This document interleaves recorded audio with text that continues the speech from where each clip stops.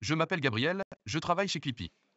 Je souhaiterais vous présenter une solution pour améliorer votre SAV. Vous avez une minute à m'accorder? Oui, bien sûr. Parfait, permettez-moi de vous présenter Clippy. Il s'agit d'une solution simple et efficace qui vous permettra de copier et coller des messages prédéfinis pour votre service après-vente. Le coût de Clippy est de seulement 10 € par mois. Si vous êtes intéressé par notre solution Clippy, pourrions-nous convenir d'un rendez-vous pour discuter plus en détail de vos besoins et de la façon dont Clippy pourrait améliorer votre SAV? Oui, ça peut être possible. Je vous remercie pour votre intérêt. Puis-je vous envoyer un email de confirmation pour fixer le rendez-vous? Oui, bien sûr. Merci beaucoup. Pourriez-vous me donner votre adresse email afin que je puisse vous envoyer les détails du rendez-vous? Yes, alors c'est emildevcontact@gmail.com. Parfait, je vous remercie. Je vais vous envoyer un email de confirmation dans les plus brefs délais. N'hésitez pas à consulter votre boîte de réception. Si vous avez la moindre question, n'hésitez pas à me contacter. Ok, super, au revoir. Au revoir, et merci encore pour votre temps. À bientôt. Durant ces 6 derniers mois, j'ai essayé de nombreuses solutions d'appel à froid IA que mes scrappers ont repérées. Et malgré le potentiel très important des solutions Appel X IA, aucune solution n'était simple et surtout fonctionnelle en français. Suite à cette vidéo excellente d'AI Jason, j'ai retesté l'outil Vapi. Et très bonne nouvelle, ils intègrent enfin Twilio, une solution qui permet d'acheter et d'utiliser des numéros de téléphone, et ils intègrent les voix IA de Microsoft Azure, donc des voix françaises. L'outil Vapi proposant désormais des voix françaises plus connexion simple à un outil d'appel, on peut enfin travailler sur des process de démarchage téléphonique à base d'IA. Mais vous allez le voir, ça peut aller bien plus loin. Avant d'analyser le process en détail, je vous recommande bien sûr la vidéo d'AI Jason. Elle est comme d'habitude très intéressante et il explique la différence CPU, GPU et LPU. Pour introduire Grok.com, un équivalent ChatGPT ultra rapide. Grok propose une vitesse de génération impressionnante, ce qui rend donc Grok compatible avec des solutions d'appel. Si une personne pose une question à votre agent IA au téléphone et que votre robot vocal met 3 à 4 secondes pour répondre, c'est totalement contre-productif. Et vous le voyez avec ces générations, Grok est bien plus rapide que ChatGPT classique. Donc le process, comme précisé dans l'introduction, une grande partie du process se passe du côté de Vapi. D'après la landing de Vapi, Vapi permet aux développeurs de créer, tester et de déployer des robots vocaux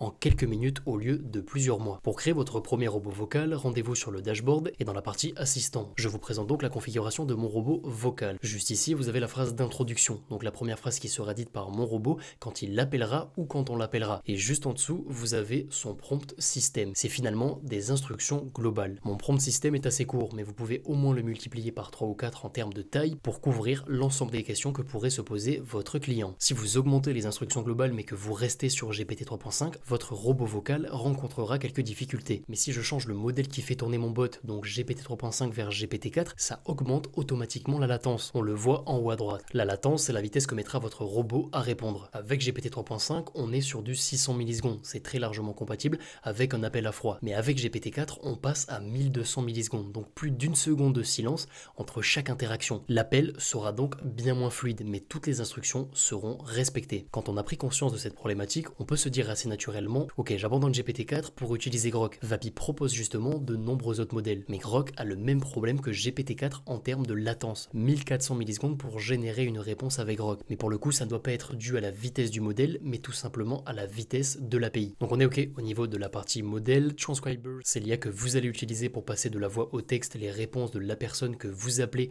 ou qui appelle votre robot. Deepgram, c'est le plus optimisé et là encore, plus de précision égale perte de latence. La partie voice, c'est tout simplement la voix que vous allez sélectionner pour votre robot vocal. Et ce qu'il y a de très intéressant sur Vapi, c'est que vous pouvez utiliser toutes les voix que propose Microsoft Azure et donc vous pouvez utiliser des voix françaises. Et attention, encore une fois, si vous utilisez par exemple une voix d'OpenAI qui sera effectivement plus intéressante et plus agréable, vous doublerez votre latence et la voix aura un accent anglais très prononcé. Donc quel que soit le paramètre, c'est finalement un équilibre à trouver entre cohérence, optimisation et fluidité. Avant-dernière partie, function, et c'est pour moi la partie la plus intéressante et la plus impressionnante. Imaginons que vous êtes agent immobilier, votre robot vocal est chargé d'appeler des clients depuis une DB et l'objectif de votre robot est de fixer des rendez-vous. Impossible de préciser avant chaque appel dans la partie instruction vos disponibilités. Mais via une fonction Vapi que vous mettez en place en amont, votre robot vocal se connectera à un serveur lui-même connecté à votre agenda agenda quand dans l'appel, votre potentiel client mentionnera la prise d'un rendez-vous. Vapi aura donc vos disponibilités et proposera une date et une heure réellement disponibles. Et on peut setup via le même process autant de fonctions qu'on le souhaite. Par exemple, via une autre fonction, le robot vocal pourrait ajouter le rendez-vous dans votre agenda. Donc c'est ça qui est assez incroyable. Vous n'avez pas simplement un robot vocal basique, mais vous avez un robot vocal capable d'interagir avec de réelles données. Donc voilà pour la partie Vapi. La dernière section, c'est tous les paramètres avancés. Par exemple, combien de secondes de silence déclenche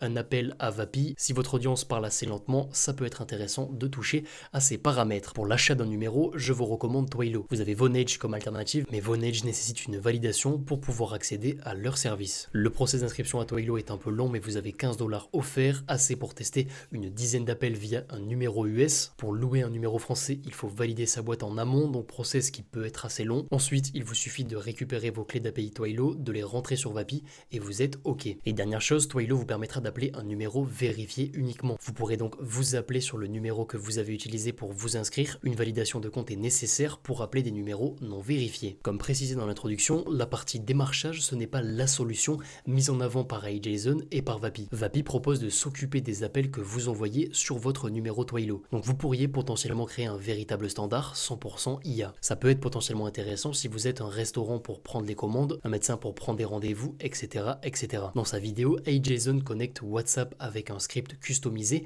qui récupère les transcriptions et qui les envoie à un agent IA. Dès que son agent IA détecte que le lead souhaite passer un appel sur WhatsApp, l'agent IA lance l'appel et à la fin de l'appel, l'agent IA résume l'appel et exécute une action sur l'ADB. Dans son exemple, il confirme un abonnement. Donc Vapi, ce n'est pas uniquement des appels à froid. 4 points importants maintenant que je voulais vous partager. Le premier, c'est qu'on est en mesure de couper la parole à Vapi. C'est pas 100% fluide et fonctionnel, mais ça fonctionne. Je vous montre une démo. Très abordable pour les avantages qu'elle vous apportera.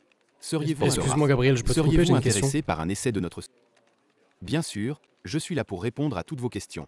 Allez-y, n'hésitez pas. Time. In a land not too far away, there was a Stop the story. developer who I'm wanted sorry. to build. I thought I wanted one, but I changed my mind.